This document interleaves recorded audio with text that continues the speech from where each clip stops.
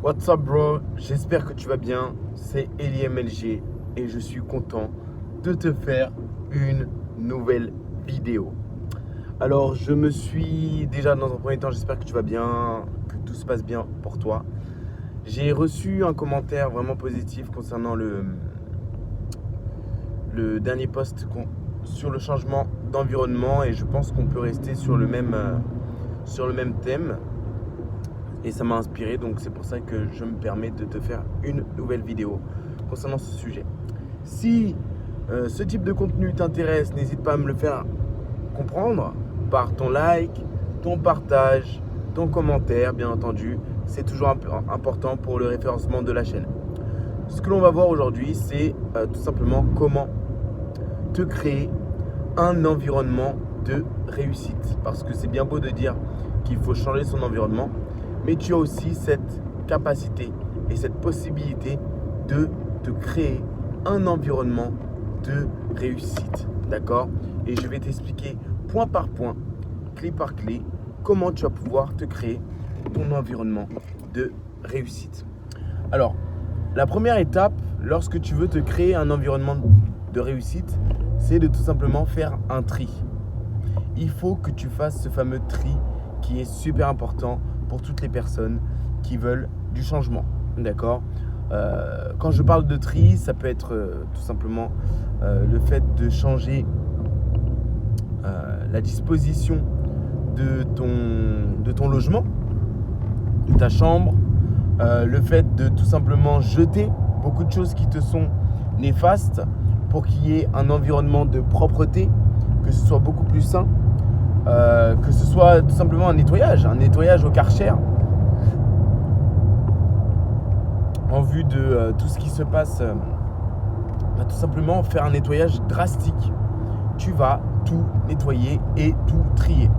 Ça, c'est un premier point pour pouvoir te permettre d'avoir un environnement ultra positif. Donc le premier point, c'est d'effectuer ce fameux tri. Donc dans ton environnement, là où tu travailles, là où tu dors, là où tu... Enfin, c'est tout simplement d'arranger, de changer, de ranger. Il faut que tu ranges, que tu jettes, que tu fasses en sorte de bien nettoyer ton environnement pour avoir un nouvel environnement. Et si tu es chez tes parents et que ce n'est pas possible, je comprends. Et c'est là où il va falloir que tu penses à avoir ta propre indépendance. Et ton premier logement peut se faire par le biais des études, par des logements Crous. Et de ce logement Crous, c'est toi qui organiseras ta chambre, là où tu vas tout simplement évoluer. Donc pense-y, si tu as la possibilité d'avoir une chambre chez toi, tu fais ce rangement en termes de chambre. Si tu n'as pas de chambre chez toi et que tu vis chez tes parents et que vous êtes dans un endroit précaire, ce que tu dois faire, c'est tout simplement penser à changer d'environnement et faut que ça devienne ta priorité. Tu passes des heures et des heures en termes de renseignements et tu vas tout simplement passer des heures à prospecter, à appeler, à faire des demandes, à montrer que ton dossier est éligible pour pouvoir bénéficier d'un logement, d'accord ? Pour pouvoir bénéficier d'aide au Crous.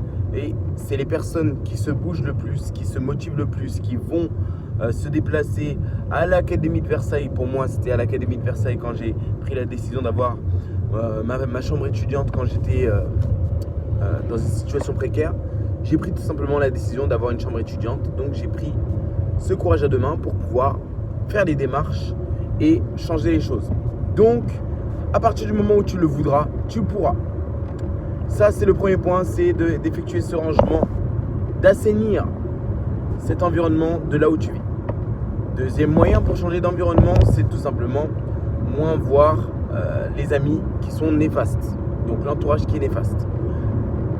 Que ce soit les amis, que ce soit la famille, que ce soit, c'est possible que ce soit des personnes comme des frères, des grands frères, des grandes sœurs, des petits frères, des petites sœurs, des parents qui tout simplement qui vont te prendre de l'énergie en tout simplement te pompant de l'énergie, voilà. Ils te pompent l'énergie. Il faut que tu fasses en sorte de moins les côtoyer. C'est une décision dure qui demande beaucoup de réflexion, mais il faut passer par là pour pouvoir évoluer.